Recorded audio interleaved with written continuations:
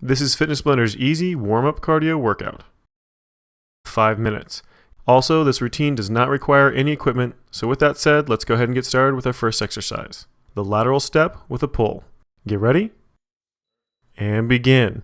You're doing kind of a side lunge back behind you, a reverse lunge, stepping down, leaning forward just slightly, and as well as adding in that arm motion, that pull motion. So as you swing those arms down, you actually want to work against yourself, pulling those arms down back by your sides, and then extend them right back up as you come back up from that lunge, and then go right back in over to the other side. So keep alternating back and forth, left to right, at the same time as moving those arms. Now we're going to move on to the next exercise, the slow rocking butt kickers, and switch it up. Just going to move back and forth nice and slow, bringing that heel up to tap that butt. Just alternating that weight back and forth from foot to foot. Now make sure that you're just slowly bringing that heart rate up. You don't have to really push into it real hard at this point, but by the time you're done with this routine, you should be sweating. So every single one of these exercises should get just a little bit harder than the last. So I got a few seconds left till we move to that next exercise. Coming up next, we have high knee pulls. And switch it up. Focus on that high knee motion first, driving those knees up, making sure you're alternating back and forth, nice, slow, controlled motions, getting that knee as high as you possibly can every single time, as well as adding in that arm motion. Every single time you draw those arms down, you want to be working against yourself, pulling those arms down, as well as getting a little bit of a crunch as you lean those shoulders forward at the bottom of that range of motion with those arms. Just got a few seconds left. We're going to switch to that next exercise. We've got arm swings plus a lateral step coming up next. And switch it. So those arms are going to swing straight across in front of your chest, just a stretch back behind you, as well as bring them across over top of your chest as much as you possibly can. Make sure you're alternating which arm is on top every single time, as well as just kind of slowly stepping back and forth from side to side, opening up those hips, trying to get that heart rate up just a little bit higher. Keep it going. We've got just a few more seconds till we switch to that next exercise. We're going to be doing a torso twist plus a knee. And start them up. Now you're going to be doing 4 torso rotations, and on the 5th one, as you come back across, you're going to drive your knee up to that outside elbow, that opposite elbow, then start again, 4 rotations, and on that 5th rotation, you bring that knee up. Now if you keep on that rotation, making sure that every 5th rotation you bring that knee up, you should be using a different knee, different elbow every single time.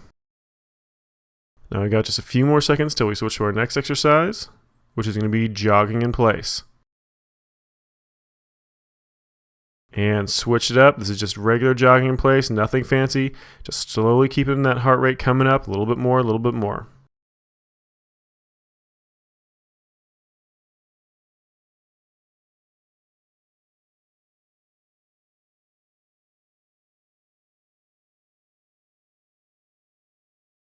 Almost done, just a few more seconds. Our next exercise is going to be just traditional squats. And start them up. Get those feet just a little bit wider than shoulder width. Squatting down really nice and low. Since you're not using any extra weight on this one, you want to really focus on range of motion. Try to get really nice and low, dropping those hips down to at least knee level, lower if you can, as long as it's comfortable. Now just keep that motion going. Again, trying to focus on getting that heart rate up just a little bit more as you get closer to the end of this.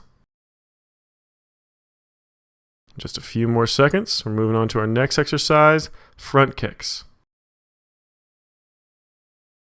And start them up. That leg is just going to come straight up in front of that hip, just alternating back and forth, nice slow controlled motion. You don't want to snap that leg out too far. You don't want to go to an actual full extension on that leg. You always want to keep that knee just a little bit soft.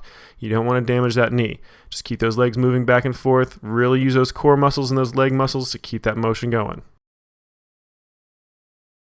Almost done. Our next exercise is going to be the boxer shuffle. And start them up. Just shuffle those feet back and forth. Make sure it's a really nice quick motion. Again, trying to get that heart rate up just a little bit more. Now feel free to add in a little bit of a jump rope motion with those hands just to get a little bit more exercise out of it, to try to get that heart rate up a little bit faster if you need to.